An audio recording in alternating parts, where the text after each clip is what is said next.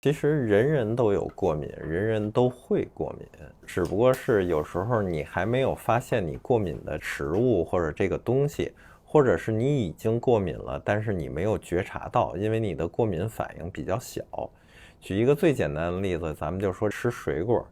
有很多人吃完水果之后，他并不会说像平常的过敏一样，身上起疹子呀，这儿痒那儿痒啊。但是他有时候会出现这个嗓子的不舒服，哎，我这个嗓子有时候不利落，有时候痒痒的，有时候干干的。那么其实这种情况下，就说明你对这种水果有轻微的过敏的，包括其他的过敏的东西，有些是你还没有接触到。所以你下次如果说碰到你吃什么东西或者用什么东西觉着不舒服，比如说有微微的痒痒啊，或者说口部啊、嗓子的不适呢，这个东西你就最好不要再碰了。